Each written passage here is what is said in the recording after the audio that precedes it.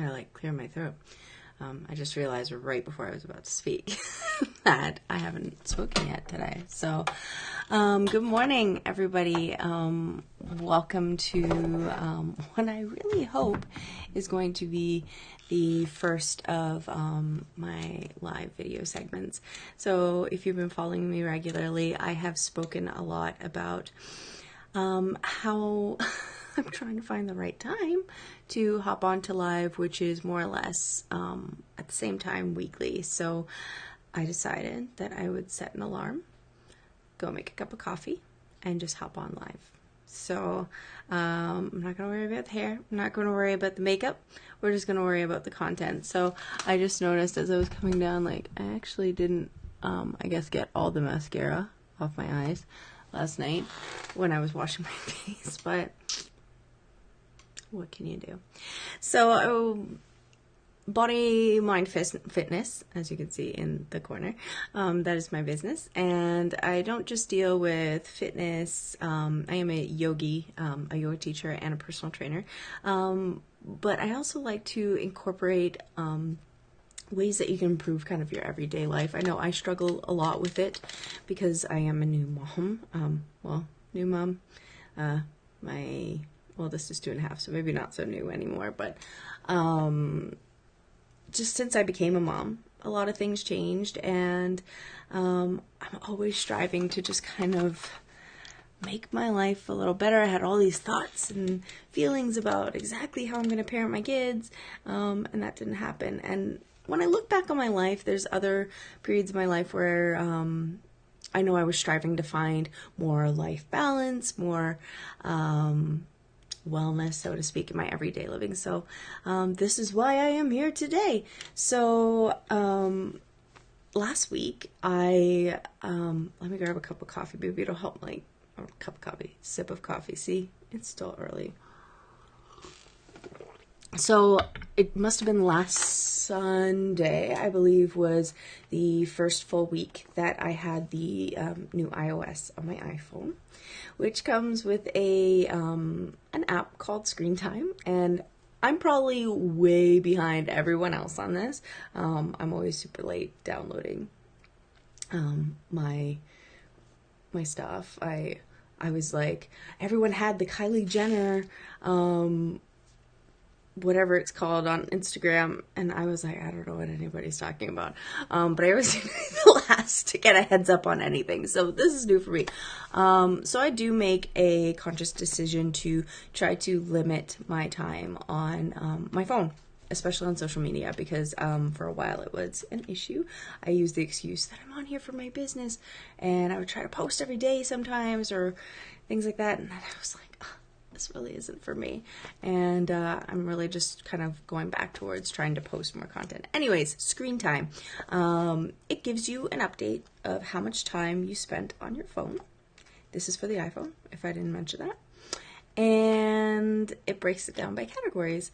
Now, the social aspect does include things like text messaging and FaceTime, which I do most of my phone call conversations over FaceTime.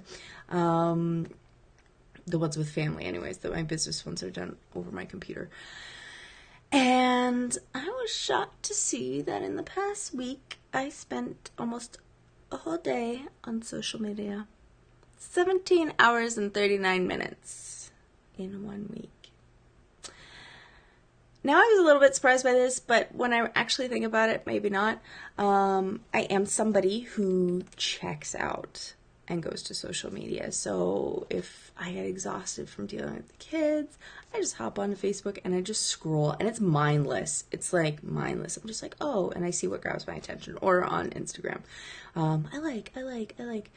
And yeah, I'm still flabbergasted thinking about that number. In 1 week, in 7 days, that's how much time. And I don't spend much time on it on the weekends, just because, especially on weekends when we're a family of 6, things get kind of crazy. So I was like, oh my goodness, how can I be on social media for that long? That is insane.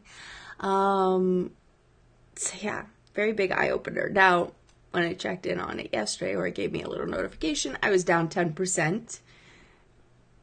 somewhere in the ballpark of 15 hours, which is still on the high end for me. So I started to strategize ways that I'm going to still continue to limit my phone time. And that's what I wanted to share with you today, because I figured, hey, if I'm going through it, maybe somebody else could use the information as well. So the first component to it was to make use of that screen time app. So there's actually an option to schedule downtime where it's not like you're completely blocked out, but it's got a little, like, it's, you know, the app is kind of grayed out, and it has a little hourglass beside it, and it says, if you click on it, it says, you know, you're on your off time, or you've reached your limit for the day, or something like that. And I just put it on last night, so it was hard. I set it for 9 o'clock because I was like, is there a reason for me to be on my phone at all after 9 o'clock? I don't know. So I gave it a try. Put it from 9 till 7. I cheated a little bit more this morning because I woke up at 6:45 with the idea of getting here at 7. That didn't happen. I got here instead at 7:15 or so.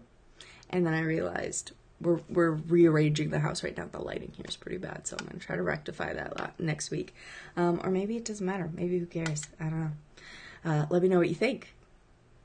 Lighting, is it good? Anyways, back to what we were talking about. So there's also ways to put certain limits on certain apps, so that might be an option as well. I haven't played with that one yet. I did notice it's in there, but I think I would rather work on my self-control right now and work on the fact that when things get uncomfortable, it's not necessarily appropriate to check out. So, and this doesn't just have to do with kids. I mean, it has to do with kids right now. And certain social situations, I suppose, where I'm not directly involved in the conversation. But I also spent the better part of at least 4 years being at every social function relatively sober. And this was very eye-opening for me because usually I'm right on par with everybody else. And I found myself, whenever conversations got a little uncomfortable, which they sometimes do, that I would just, again, start scrolling. So yeah, make use of, if you have an iPhone, make use of that screen time app. I've also heard in the past people talking about certain apps that you can put onto the phone to, shut down the Wi-Fi at certain points, or maybe it was something similar. I don't know. I never use them, but I do know that there's other apps out there. So if you're an Android user, that might be the way to go. So definitely check those out and see if some of those work for what you're looking for, and play around with it. If it doesn't, like, I cheated a couple times last night and a couple more times this morning, and it was the first night, and it's not a big deal. I'm still working on it. I'm still figuring things out. So give yourself permission to kind of, stumble around with it a little bit before you figure things out. The other thing that I've been trying to do is during certain times of the day, regardless of what my app says, I just don't bring the phone around. So whenever I'm having a meal with the girls, so usually the dining room, I try to keep the phone off limits. Of course, whenever that happens, a very imperative question comes up that requires a quick search, like, oh, what time is so-and-so's dance class, or what day is this thing due, or, and I've cheated again by not using my phone, but by asking my husband to borrow his phone. But again, I try to keep those things limited because I do feel like, for me, dinner time should be a social situation, and I want to make sure that I'm kind of enjoying time and learning about the kid's day, learning about, what's going on in school, and I don't necessarily want my nose buried in the phone. I really grew up with dinner times being super important, and I do want to try to continue that into my own adult life, which I say like I'm not an adult. I'm in my 30s, but sometimes I don't really necessarily feel like I am, but I don't know. What quantifies an adult? I don't know. Maybe you want to post about that too. Let me know. What qualifies you as an adult? And my third tip for you, which will they'll be kind of like another, like, I'll call it the third tip. Yeah, third tip would be, when are you not, like, what rooms in the house are you not? So that kind of goes with the first one I was saying. The first one I was saying, I definitely made that rule a while ago about dinner time, but I'm also trying to think, okay, maybe like no phones in the bedroom, mine or my children's. I don't know.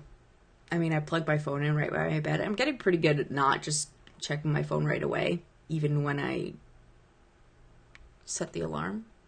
Like, I just kind of blindly, like, I know approximately where on the screen the button is to turn it off or to snooze it, and that's what I do. So, yeah, that's a couple of other things too. Pardon me, that was my phone. I turned off everything else. Not my phone, though. So what rooms can you keep your phones out of? That might be another helpful one as well. I've actually been trying to keep it out of the downstairs area at all. When we are upstairs in our house, like where all the bedrooms are, we are there with purpose. So it's like getting dressed for the day to run out the door, or taking baths. And sometimes I like to take really cute, like, bath time photos. Not of myself, of the kids.